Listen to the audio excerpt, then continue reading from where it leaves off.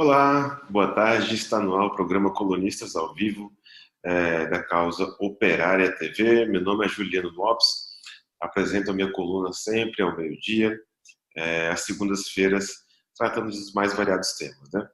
Esta segunda, como não poderia ser diferente, eu vou falar um pouquinho sobre o Barbosa, né? Moacir Barbosa Nascimento, nosso goleiro, que completaria 100 anos no último sábado, dia 27, né? E finalmente merece um destaque a sua história, a sua trajetória no futebol.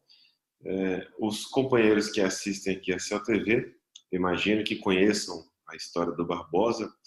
É um goleiro, foi um goleiro espetacular. A gente não, obviamente, não viveu a época, mas pelo que a gente consegue ler a respeito da questão, ele foi um dos principais goleiros da história brasileira, goleiro negro, né? Tem a sua carreira aí projetada com maior divulgação dentro do Vasco da Gama. Ele compõe o famoso Expresso da Vitória, um time do clube carioca que finalmente acabou vencendo vários campeonatos, até mesmo o que era naquela época chamado de o que seria depois chamado de Libertadores, né? O Vasco tinha esse time fenomenal dos anos 40, anos 50, enfim, Barbosa fez parte desse time e também por isso hoje compõe aí o hall, né, de ídolos vascaínos, Moacir Barbosa, o goleiro da Copa de 50.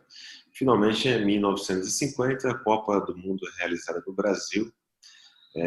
Nós temos a participação de Barbosa na seleção brasileira, porque a sua convocação era inquestionável, era um ótimo goleiro, não estava em questão não convocar aquele que era um dos maiores goleiros de sua época, né? Finalmente convocado, a seleção brasileira passa uma Copa do Mundo que é um verdadeiro passeio, os companheiros podem acompanhar os resultados, né?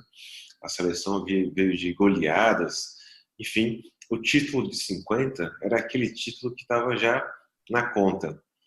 Para quem teve a oportunidade de ler um pouco a respeito, a seleção brasileira ela tinha inclusive pôsteres, né, de campeã mundial, antes mesmo da partida, antes da final contra o Uruguai em 1950, nos jornais já era possível você comprar, adquirir um pôster da seleção campeã mundial.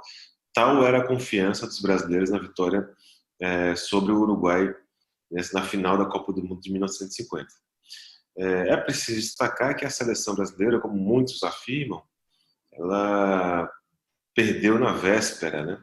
Os políticos todos da época fizeram uma grande chincana com a seleção, fazendo a seleção ir para lá e para cá, apertar a mão de candidatos, apertar a mão de políticos e finalmente desconcentrar aí a seleção brasileira para a final, que finalmente seria vencida pelo Uruguai. Qual que é a questão? O Uruguai vence, o Brasil fez 1-0 nesse jogo, no Maracanã lotado, 200 mil pessoas, talvez a maior lotação do Maracanã de todos os tempos, e finalmente o Brasil vence de 1-0, o Uruguai empata, faltando um pouco menos de 15 minutos para o fim do segundo tempo, e o Brasil tinha a vantagem do empate. O Guidia, ele sai pela direita, se aproxima da pequena área, ele dá aquela impressão que vai cruzar a bola. Barbosa dá um passo à frente, né, na expectativa do cruzamento, mas Didia acaba chutando para o gol e a bola passa entre a trave e o goleiro Barbosa. Muitos afirmam que isso foi uma falha gravíssima do goleiro, mas vocês revendo o lance, eu convido a que todos vejam, está no YouTube, é fácil achar. Não é possível identificar nenhuma falha significativa do goleiro. Na verdade, o goleiro foi utilizado aí como bode expiatório para a derrota do Brasil na Copa de 50 e finalmente os verdadeiros, né, responsáveis pela pressão que a seleção brasileira sofreu naquele período não aparecem aí como responsáveis pela derrota. O Uruguai vence de 2-1. Barbosa passa então todas as décadas seguintes, né, vindo a falecer somente em 2000, como a pessoa responsável pela derrota da seleção brasileira, sendo criticado pela imprensa, essa imprensa sempre que joga para baixo os jogadores e a própria seleção brasileira. Enfim, Barbosa vive dias difíceis, muitos chegam a afirmar que ele até morre de tristeza, né? Já em 2000, diante de tanta crítica, diante de tanta acusação injusta feita contra o goleiro negro Barbosa. Daí também que surge todo esse mito de que não se pode ter ou não se deveria ter esse mito, esse racismo, né? De que não se deveria ter goleiros negros nos times de futebol.